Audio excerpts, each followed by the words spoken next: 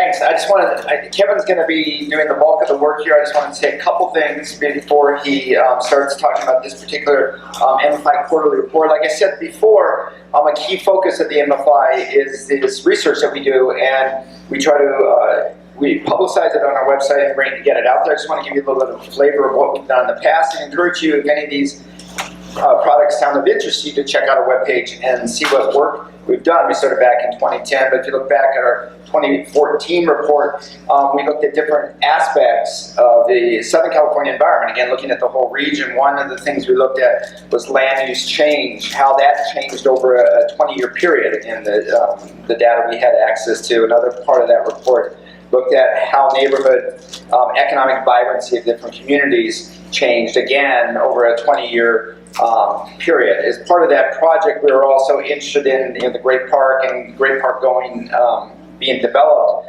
One of the interests of that, I'm in the Department of Criminology, we're interested if there is a park developed there, what would that mean for crime in the community, and what is the impact of crime near parks, and we did some research around that. And as part of that report, even we did some projections of various great scenarios of great park development. What would that mean for the economic development of that area?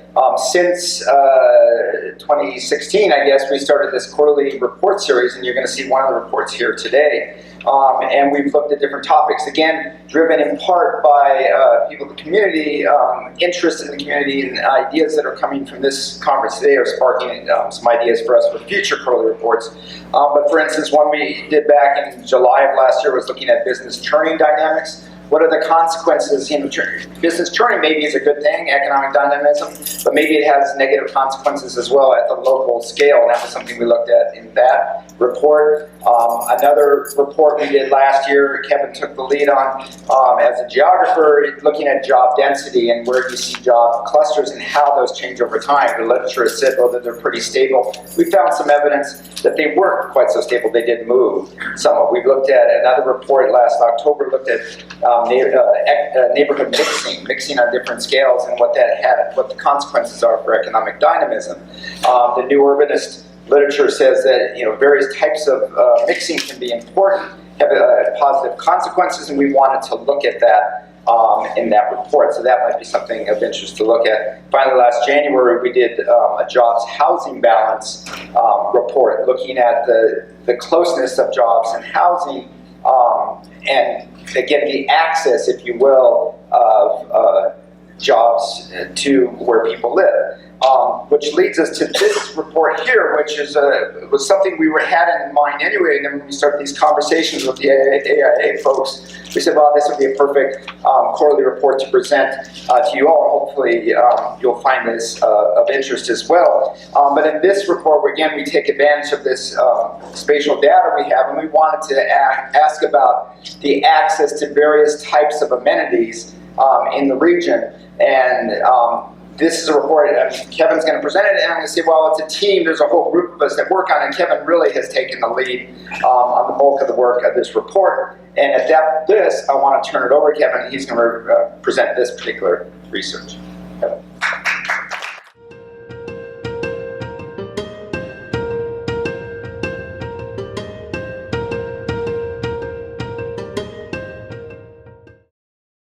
Thanks a lot, John, for that, and thanks a lot, Jeff, for the introduction, and to Diane and everyone else at the AIA who has helped us coordinate this nice collaborative forum. So, I'm going to talk a little bit about urban geography. I'm a geographer. I think there are only 2 geography PhDs on the UC Irvine campus. I don't even know who the other guy is. And this is a large research university, so that's a little bit of an anomaly, but the Metropolitan Futures Initiative is a good home for that.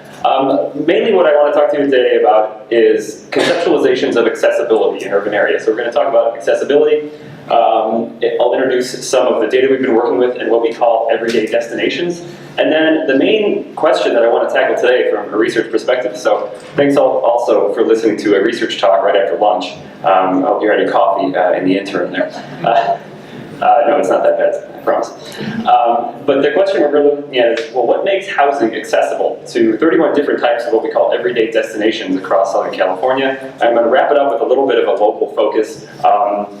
looking at a few recently built and proposed developments in kind of the central portion of Orange County, and simulating what what some of the accessibility impacts could be, given some various scenarios. So, just get a couple of these. This is part of our work on, on everyday destinations. This quarterly report just came out about 10 p.m. last night. We finally posted it online, and we have a web mapping application and also some publications that are associated with it as well.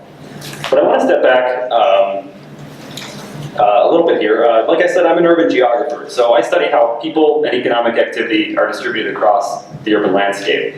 And the starting point for pretty much everything in this line of research, whether it's urban economics or any sort of urban social science, is what's called the monocentric city, or the monocentric city model. And for everybody outside of this kind of ivory tower in academia, that basically means highest and best use. This is an example that I used in an urban geography course that I used to teach at Arizona State University. In this hypothetical, I don't know which one to point to exactly, but in this hypothetical, the rent associated with retailing decreases really steeply as you get farther from the city center. For industrial and commercial land use, not quite as steep. Apartments, less steep, and single-family houses, actually, it doesn't really matter if you're close to the city center. If you put these types of curves around the city, what you actually get is a pattern of concentric land uses, with retail in the center in this example, commercial use, apartments, and then single-family homes, toward the outside of the city. And this is what got referred to as the Chicago School of, the Chicago School of Urban Sociology is probably the best term for it. Because in the 1920s, as you can see from this picture here, the city of Chicago basically looked like concentric rings, where you had the loop, and then you had some various areas zoned with working man houses, residential zone, and then what they call the commuter zone further outside from that.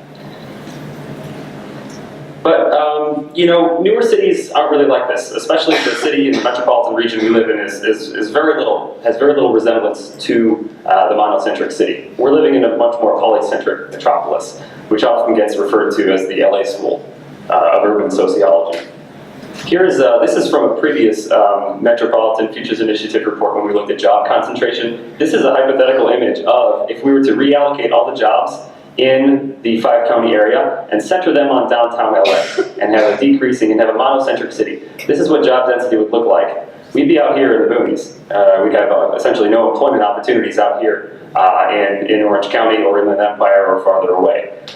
This is what it actually looks like on the left-hand side in terms of job density in the area. It's very punctuated. It's not necessarily flat plain. We still have some peaks and valleys. Certainly the downtown to West LA stretch, coastal areas, the subcenter of job activity here in Irvine.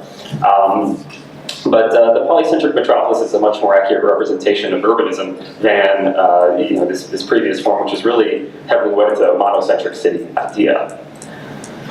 So while our cities have changed structurally in geography and these other related fields, we've developed a lot of new methods for analyzing changes in cities. Things like GIS methods, spatial statistics, things that are called agent-based models, which is kind of a different framework for understanding how people will act as agents in urban space to select where homes will be built, or to model developer activity, or to model things around transportation planning corridors, for example.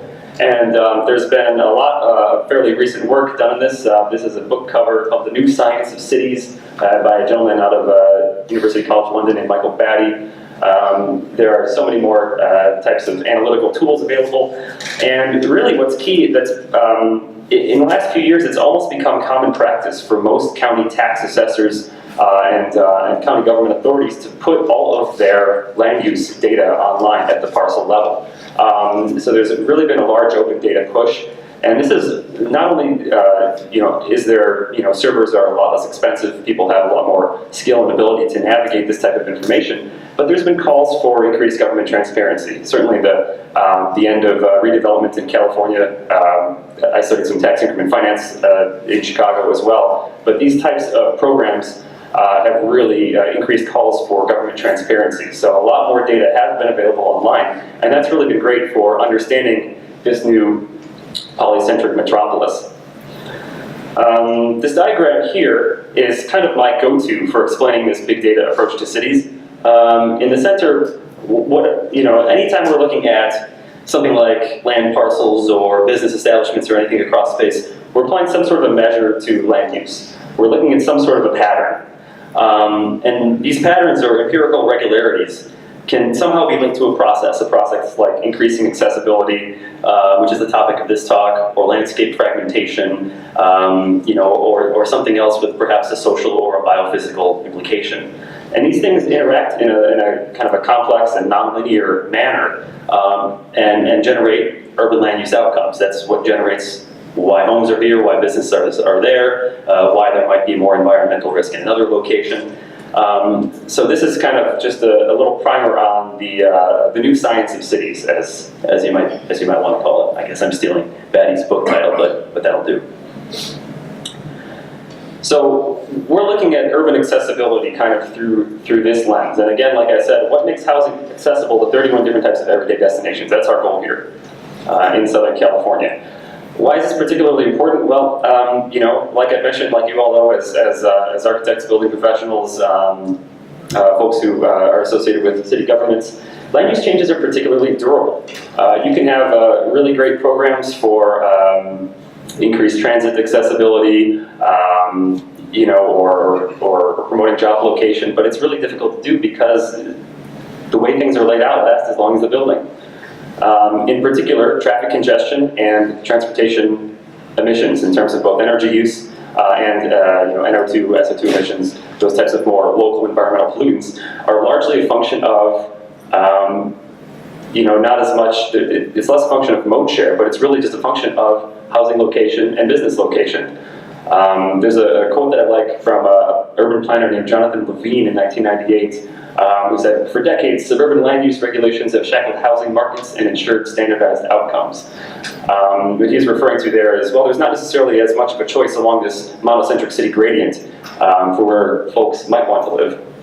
But there's really some evidence, there are really some pretty substantial changes going on in urban areas in terms of densification and in terms of transportation and land use options. This contrasts, Levine's quote from, that's almost 20 years ago now, contrasts pretty dramatically with something from a book that just came out a couple of years ago by Alan Aronhouse. It's called The Great Inversion. He says, "Choice is what the urbanism of the next generation is all about."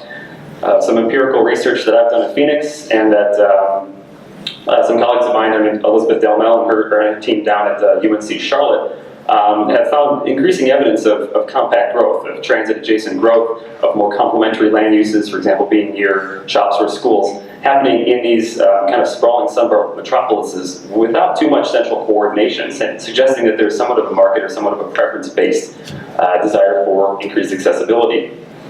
I'm sure you all are more familiar with real estate trends than I am, to be perfectly honest. We're sitting again here in somewhat of an ivory tower in front of our computers at times. So, there have been CBRE reports that I've seen. The Brookings Institution just issued a study on housing affordability in high-rent cities, places like here, San Francisco, Washington, D.C., for example, and have really noticed a pretty substantial trend of more and more investment going toward the more accessible areas that are either the historic downtown cores, transit-oriented development, and those types of regions. So, all of this to say that there's been a pretty substantial shift, or at least some evidence of a forthcoming shift in the way we organize our land use sometimes. I'm sure you're familiar with some of these, perhaps these specific developments, I'm not sure, but this type of development in general, the luxury rental apartments, or in some cases condos. These are mostly wood frame, right? I imagine there's 5 or 6 story wood frame buildings with fairly heavy marketing activity. Sometimes there's a coffee shop, or in this case a barber shop, on the first floor. But and I haven't lived here. I've only lived here a couple of years. I was in Arizona for some time before that. But I just can't imagine a decade or two ago having a large hundreds of units multifamily rental property in Laguna Niguel. Is that fair? Okay. So this is really a new type of a housing situation, and it's really backed up by data. Multifamily housing really on the rise across the state. These are data from the California Home Building Foundation.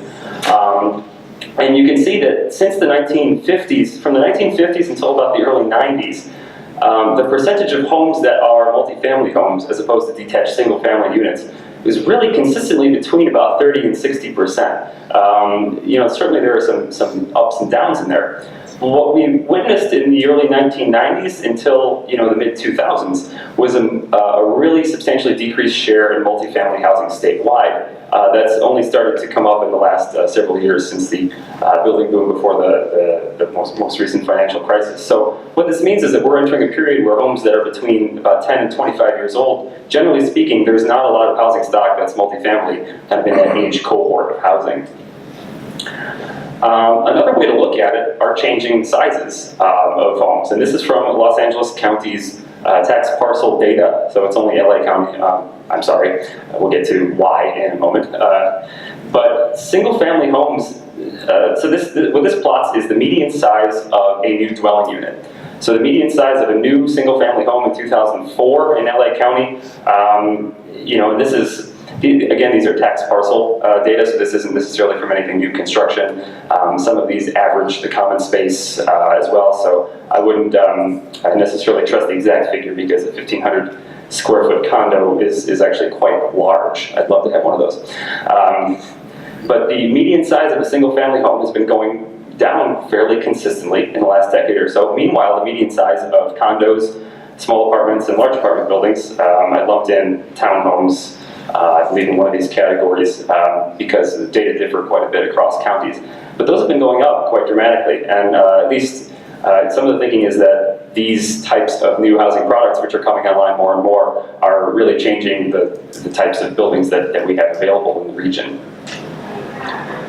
So let's take a little bit of a look at accessibility. And again, you know, I'm a geographer, and I do kind of empirical research. So this is kind of the take that we'll be doing. It's heavily GIS oriented. So one approach toward accessibility is to look at, well, how far is my closest restaurant or grocery store? In this top left diagram here, if I can actually get this to work right. All right, in this top left diagram here, we've got a house. Say this blue dot here, I believe this is somewhere in Costa Mesa. This home is about 500 or so feet from its closest restaurant, Z Pizza, but it's about 1,300 feet along a street network. It's this dreaded U-turn scenario. There must be one of those pork chop right in, right outs over there. So this actually increases the distance, you know, quite dramatically, more than doubles it, in order to get to your nearest restaurant or grocery store, which is the case here. Another way to look at accessibility is kind of to look at the variety of options nearby. And again, I'm putting these up here to kind of highlight the distinction between looking at just a kind of a generalized approach of land use versus a network-based approach to land use. Certainly, you know, when you're looking at driving directions, you're punching something into Google Maps and you're finding you're finding a route that is the most, probably the fastest, not necessarily the shortest, along a street network. Basically what we're doing is that, but about 5 million times and for 31 different types of destinations. And this is just one example of it. So in this instance to the left, this person, this is the same home, can get to about 60 different restaurants within a 1 mile drive. A lot of them are along this arterial corridor here, which contrasts to about 90 that they could get to if they, I guess if they flew there. Not really a feasible situation. But that's a less extreme of a distinction. But this is up somewhere near, I guess, Irvine Business Center. I think that's Jeanalee, if I'm not mistaken. This development right here actually has 7 grocery stores within a 1 mile radius of it. But it only has 2 that are within a 1 mile driving distance from it. This Whole Foods, this is a Whole Foods up on the top here. It's less than a mile away, it's about 4,000 feet away, but it's about a 4 mile drive to get there. And hey, we're in Orange County, we're used to this type of a situation where you have to go all the way out around this entire mega block because there's no left turn there. Realistically, if it's your first time going to the grocery store, it might take you 8 miles because you have to figure out how to get on that dotted line. So what we're doing here is just taking this, but again, doing it 5 million times and for 31 different types of destinations. And here's an example of what it looks like in the, what I'm calling kind of the Tri-City area here of Newport Beach, Costa Mesa, and Irvine, just to give a little bit of a local context to this. So these are residential land parcels here, and they're shaded by their accessibility to grocery stores. Grocery stores are the blue dots, and you can see they tend to congregate to the grocery stores along more of the arterial roads and along the major intersections more in Irvine, definitely toward the beach in Newport Beach as well. If you're interested, this is the accessibility measure down here. Z sub I equals sigma. Never mind. It's a gravity measure. So grocery stores that are closer are weighted higher. Grocery stores that are farther are weighted lower. And it's a cutoff at 1 mile. So after 1 mile, we're not counting them. So this is kind of a way to get a picture of what's your actual level of accessibility to grocery stores and a bunch of other different things. And again, a lot of these images are in the report which just came out. I believe there's a link in the program, or I'll have it up there as well. Here's a little bit of a closer look. Does anybody know what street this is by chance? I couldn't remember right. That's 17th in Costa Mesa, right? Yeah. Big row of restaurants, and then you can see how the color gradually changes using the same inverse distance weighted measure of accessibility to restaurants here in this case. All right, so some of the data that we're interested in using. Like I said, we're using mostly tax parcel data. There are nearly 5 million parcels region-wide. Orange County, I don't know why specifically, but their data is the hardest to get. They're one of only a handful of counties in the state that doesn't have tax parcel data available.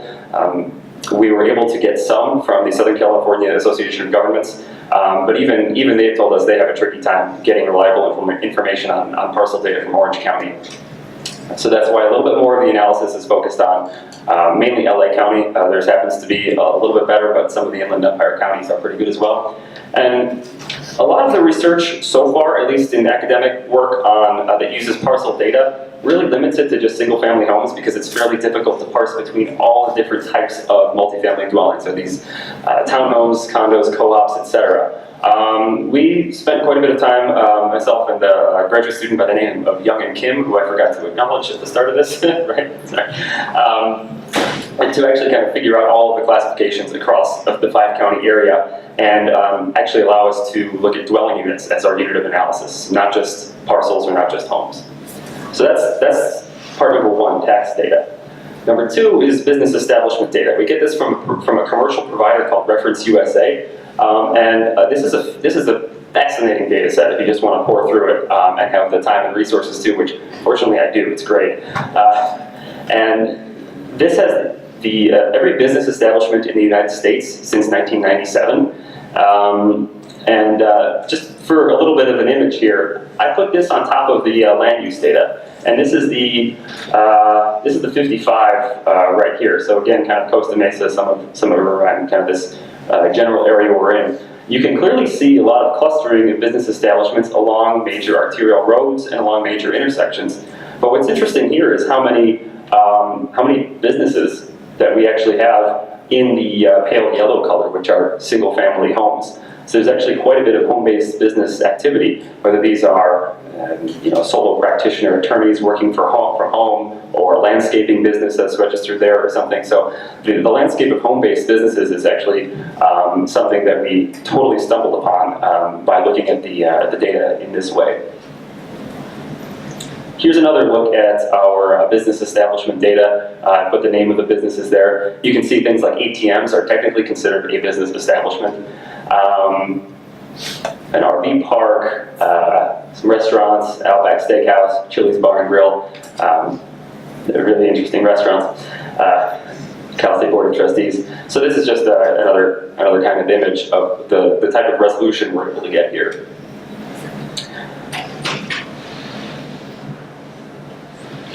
So starting with these business establishment data and using some clustering techniques and some guidance from published work, we boiled it down to 31 types of what we're calling everyday destinations. Everything from restaurants, hair care, social service organizations, grocery stores, drug stores, elementary and secondary schools. We also added rail stations and open space. Rail stations from LA Metro plus Metrolink, and then open space from a thing called the California Protected Areas database, to kind of come up with the population or the overall abundance of each of these types of things.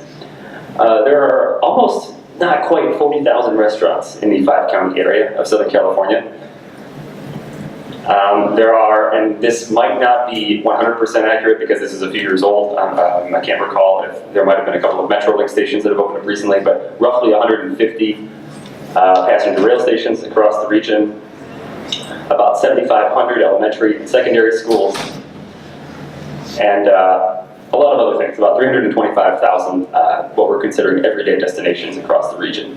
But what's really more interesting than just a count is some measure of access from homes to those destinations. So what I'm showing you here is the percent of homes by county that have one of these destinations within a mile. And you can see that 89.7% of homes in Los Angeles County have a restaurant, at least one restaurant within a mile. And Orange County actually is the winner here. 90.8% of Orange County homes have a restaurant within 1 mile. This could be like a little, a Taco Bell. It could be a nice sit-down place. We're not distinguishing right here. But that's quite a bit higher than these Inland Empire counties, which are in the high 50s or mid 70s percentage. Recall there were about 40,000 restaurants, and there were only about 7,500 elementary schools. But what's somewhat interesting, what comes out here is that the share of homes that have a school within a mile is almost the exact same as the share that have a restaurant within a mile. Kind of makes sense, actually. Schools are intentionally placed where the people are. Restaurants do tend to cluster in shopping malls or key corridors. Certainly a land use history and zoning type of a question. But it shows that we're on the right track, because that actually does kind of make some practical sense. Gas stations, a little bit lower level of accessibility to things. Orange County is quite a bit lower relative to LA County. 73.5% of Orange County homes have a gas station within a mile. So make sure not to tease your little range thing on your car too much, especially if you're in that extra 26.5% that doesn't have a gas station nearby. And open space, which is another interesting finding. About 84% of LA County homes have some manner of public open space, things like parks, beaches, etc., within a 1 mile range. But Orange County, again, perhaps unsurprisingly, actually, features generally better open space access than the rest of the region. Can we name an accessibility winner? And this is more for fun, honestly. We probably shouldn't try to name an area as qualitatively better or worse in terms of access. These 31 categories are fairly subjective. We only look at a 1 mile range, but I'm just going to humor you with this, largely because I want to show you a few pictures. Oh, I was going to ask, does anybody have a guess? Did you see it already? Yeah. So this is a little bit of a tough statistic to interpret, but about 97% of the homes have access to most things in the city of Long Beach. And you can see, again, the pattern of these types of business establishments along main arterials and also being fairly well interspersed in the more suburban northeast quadrant of the town. On the other side is Compton, which just has very low levels of, just a lot less business activity overall. And again, this is the combined measure that takes abundance and proximity into account. How about, what if we wanted to look at which city in Southern California has the best accessibility, not the percent serviced, but the range of choices? Which city in Southern California do you think has the most options for shopping and all these other destinations? Laguna Beach, maybe? Any other guesses? How would you differentiate that from the first criteria? The first criteria here is the percent of homes that have one of these things within a mile. I wish I had done the animations right. I screwed up by showing you Long Beach accidentally at first. What I'm asking now is, which city has the most number of things within a mile of a home? Laguna Beach, that might make sense? All right, it's actually Beverly Hills. If you look at Beverly Hills, it's a fairly small town. Most of its business establishment and other destination activity is in a fairly small, compact area here, which is within a mile of most of its housing. and most of it's multifamily housing. So there are a lot of things that generate these different kinds of accessibility outcomes. The lowest on this measure is a town that I didn't know existed, Valley Vista. It's in Riverside County, and you can see it only actually has a few things in it. So I'm happy to be here. Sorry, this is what we do in geography most of the time. I apologize. So we've kind of defined what accessibility is and what it can be in urban space. So we want to look at now using statistical modeling what actually determines access. So we do some regression models which really kind of give a window into the marginal effects of various property and property level and neighborhood level characteristics on access. So we're looking at building age, the fair market value per unit using a back calculation to back out Prop 13. You can ask me more about that. Data challenge if you want, data or actual elections perhaps. The size of the unit, some other characteristics, and then some of the characteristics of the surrounding area. Unfortunately, when you're trying to do something at this scale across an entire region, it becomes fairly tricky. Like I mentioned, in Orange County, we weren't able to get data on building age and value. San Bernardino is missing home size data and value as well. Riverside is missing building age information, and Ventura County is missing property value info also. But I wanted to give you a sense of how we can actually compare these drivers of accessibility side by side. And this is the output of our statistical modeling efforts, and it's fairly intuitive if you hang with me here a little bit. So each of these is a characteristic, so building age, square foot per unit, percent of the population that's over age 65, for example. And if the bar is going, the positive direction, it's got a positive impact on accessibility. If it's below the line, that means it has a negative impact on accessibility. And it's scaled so you can compare them side by side. The blue is for apparel retailing, the yellow is for restaurants, grocery stores, and then finally for open space. So what this would tell you here is that in Los Angeles County, building age has a positive relationship with access to all four different things, a little bit less strong of a positive relationship with open space. So generally, older buildings systematically tend to feature better levels of accessibility. Not terribly surprising, perhaps, but something that when you look at it across 5 million dwelling units or land parcels, that's pretty strong. It's a pretty strong association. You can say that that's systematic for sure. I want to switch now really briefly to our web mapping application, which we kind of developed for this purpose.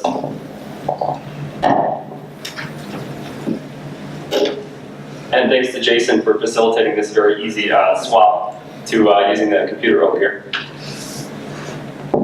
So we built this using an open source web, an open source web hosting service in conjunction with the UCI Data Science Initiative. And this again was just released today and is available on our website, which is linked through the AIA information. And what this is here is a map of all of the cities in Southern California and their level of accessibility in terms of the number of destinations nearby, the percent of homes that are serviced, etc. So this really kind of provide a window into your hometown, for example, or kind of how it compares to the rest of the region. So this is by the percentage of homes who have apparel retailing within 1 mile. You can see some of the darker is higher, the lighter is lower, certainly some of the inland empire is the lowest. What I wanted to show you here, though, is very similar to that previous bar chart. And it does this by city and by destination type. So I'm going to start with an example that I know looks nice. And here's grocery stores in the city of Fullerton. So out of all of the things that we have here, all of the information on properties and neighborhood characteristics, in Fullerton, higher income neighborhoods have the strongest positive association with access to grocery stores, and the share of residents over 65 years old has the strongest negative relationship with access to grocery stores. So access to grocery stores in Fullerton is a function of high income and having fewer senior citizens. Does anyone else have a business establishment and city combination that they'd like me to pull up here? Is anyone curious? Santa Ana. Santa Ana. What are you looking at, Santa Ana? Drinking places, grocery stores, elementary schools, Gas stations. Gas stations. I don't know what this is. All right. So these are the determinants of accessibility to gas stations in Santa Ana. So it's largely a question of the type of housing. So compared to detached single-family homes, so it's being in a condo or being in a, I call this multiplex. This is kind of a catch-all category for townhomes and very small apartments. That's largely what predicts your gas station accessibility. Gas stations are associated with lower income neighborhoods in Santa Ana. Open space. In Santa Ana still? Should we go somewhere else? All right. Open space in Santa Ana. Mobile homes. Are there that many in Santa Ana? I'm not sure, but yeah. Hello, open space in Aliso Viejo. Open space in Aliso Viejo. All right.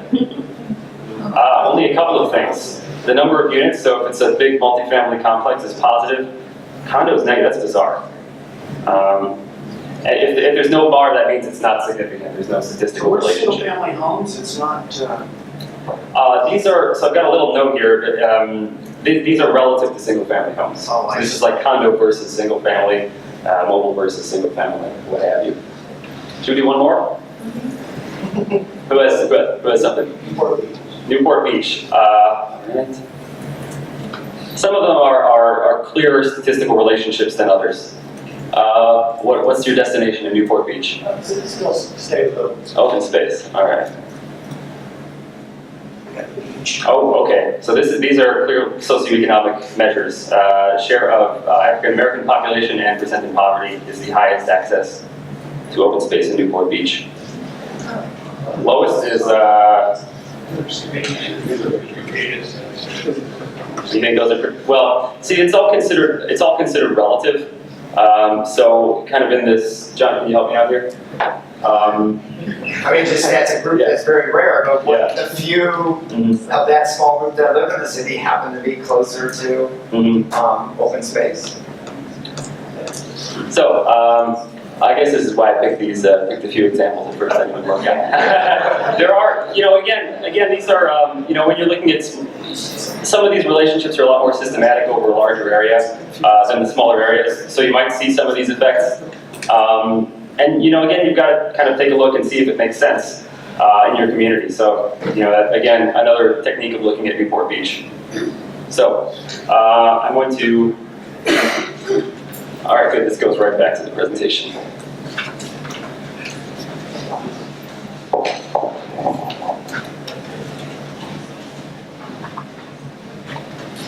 I wanted to just at least talk about a little bit about some of the broader relationships. That's obviously kind of nice for looking at some particular trends, but as that demonstrated, there are some that don't make sense sometimes, so you've got to do it through the eye check. Overall, when a home is built, seems to be a fairly strong predictor of its level of access, especially to apparel retail, restaurants and grocery stores. Stronger effects in LA County, but that's not the case everywhere. There are actually 25 cities that have better accessibility for newer homes than older homes. Santa Clarita is one example. The role of home size. Certainly, typically, there's a negative relationship. You usually, obviously, have better access in smaller homes than areas with larger homes. But some of our related research in Long Beach and LA County, which again have some of the more robust data sets, shows that this trend's actually been weakening over the last 12 years or so. And largely, at least we feel, some of that might be due to the construction of a lot more large high-rises, large unit high-rises, or having larger units in multifamily housing, which wasn't necessarily the case previously.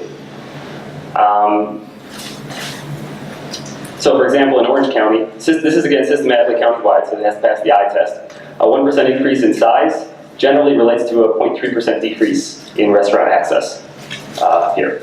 And in 22 cities across the five-county region, larger homes actually had better accessibility to access. Mission Viejo and Dana Point are a couple of these examples. When we're looking at home values and incomes, it's pretty clear when we're looking at this again systematically. Accessibility is pretty clearly capitalized into home values. Particularly, some of these effects are higher in LA County. But lower income neighborhoods do tend to have more nearby destinations overall. Open space, however, is a little bit different. And this kind of depends a little bit on the county. So in the Inland Empire, there's a pretty clear relationship between higher incomes and better access. It's a little bit weaker in LA County, but actually in Orange and Ventura County, higher income neighborhoods tend to have a systematic relationship with poorer access to open space. One of the reasons for this, though, might be that this only looks at public open space. So these are publicly accessible parks and beaches. There are certainly examples of gated communities and other sorts of private open space that aren't being considered here. So that might have some relationship with that issue in Newport Beach that caught me off guard as well. So one of the topics kind of in this back to the city, or you know, when I started this talk, we were talking about some kind of changing preferences or the possibility of changing preferences in terms of where people are locating, is that you know, older folks, retirees, a large cohort of retiring baby boomers might in some cases prefer you know, older, more walkable central city neighborhoods, or to move away from the home that they raise their family in, or what have you. This doesn't seem to be the case systematically whatsoever. Actually, in 78 cities, having more senior citizen population was associated with better access. In 78 other cities, having higher levels of senior citizen population is related to lower levels of access to most destinations.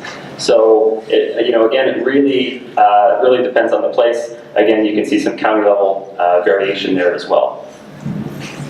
And apologies, I'm running a little bit shorter on time, so I'll go through this last section because I definitely do want to get to this local focus section of scenarios here in Orange County. And this portion of the report actually came out of a conversation with Jeff Gill a few weeks ago when we were kind of discussing high-rise permitting in Newport Beach in particular, and some of the you know, in general, the difficulties of putting multifamily housing or larger amounts of housing in some of these, in parts of Orange County, largely because of a perception of increased congestion, traffic congestion, that, you know, you simply have that many more units, you're going to have that many more people driving their cars out of there to get to various destinations. So we wanted to just kind of take a little bit of a hypothetical look at how one might look at this in the region. Again, hypothetical exercise. And this is something, you know, certainly, you know, any change in access is something that an environmental impact review process could consider. CEQA doesn't require this. They do require analyses of how general plans and how larger scale, you know, Irvine Business Center, for example, or some other larger portions of plans might impact traffic patterns. But they don't necessarily look at how a project could actually decrease transport demand. And again, you know, transportation energy use, you know, in large part is really a function of where we locate ourselves in space. So again, a geographic question. For simplicity, in this little exercise, we only consider new housing. We don't consider the new business establishments that might be put into an area. But again, just somewhat illustrative here. So this is somewhat of a convenient sample of, I think, 13 recently completed or planned multifamily housing developments in Orange County. This one up here is Sterling at Parasol Park. I don't think this is done yet. This is over by the Great Park area. I've got several here, kind of toward the Irvine Business Center complex, a few down by Fashion Island, and one here, Superior Point in Costa Mesa. So again, this is just essentially us scouring what type, you know, what are some of the new multifamily things that are coming online or might be in this 3-city area pretty soon. And if you add these up, it's actually 4,600 new dwelling units, which would increase the housing stock of this area by 4.1%. So a pretty substantial amount of, you know, new housing stock actually that could be constructed through these projects. And if we look at the number of destinations of these various types within a mile, this is just kind of the threshold we're using, we've got to pick something, of the new developments, we've got it up there. And the average for the 3-city area you can find at the bottom. So the average home in this 3-city area has about 12 apparel retail stores next to it, 28 restaurants, 2 units of open space. The unit of open space is a bit of a difficult concept to, based on how the data work. I had to do some interpolation there, and about 50 destinations altogether. So you can see clearly, like Sterling and Parasol Park being a kind of a greenfield development on next to the old Marine Air Base. That's necessarily not going to have as much stuff nearby. Certainly, the plan eventually is to fill that in. But a lot of these have, fairly comparable, or in this case, of Superior Point, pretty clearly more establishments than the county average. So if you're actually able to look at a kind of a before and after scenario using the same network analysis that we've done, the impact on the service percentage or the number of destinations nearby, this is again across the 3-city area, is fairly negligible. There's actually a slight decrease in the share of homes that have a grocery store within a mile, 76% to 75.9%. There's a slight increase in the share of homes that have open space nearby, 96.5 to 96.7%. And this is partially because we haven't had the chance to consider business location yet in this analysis. If there are actually, a few new shops in the ground level of some of these developments, that could change the calculation. But this is, again, a way to analyze what the impact is going to be on the broader region in terms of access based on some sort of a development. A good rule of thumb here, just to consider if you're not doing a full-blown analysis, is, well, is the proposed housing more or less accessible to these destinations than the citywide average?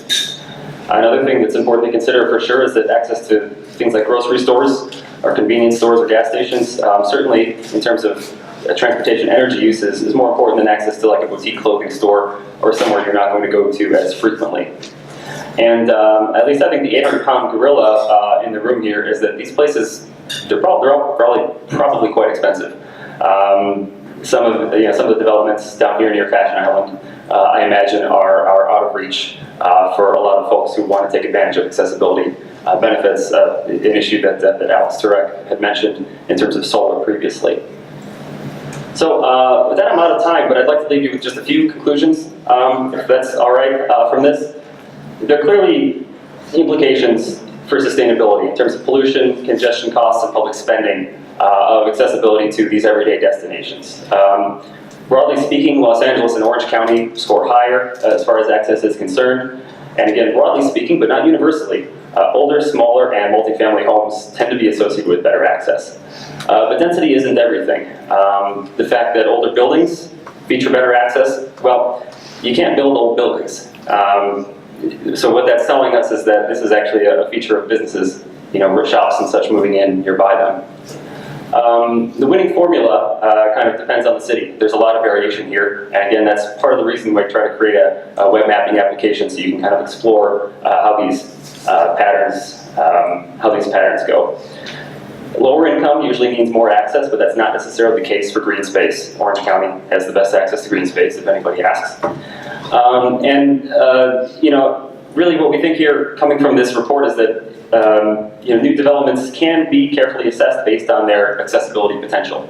Certainly more homes can mean more traffic in an area, but if their destinations are right nearby, that's not necessarily going to be the case. So I think that's something worthwhile to consider. Thanks a lot for your attention. Appreciate it.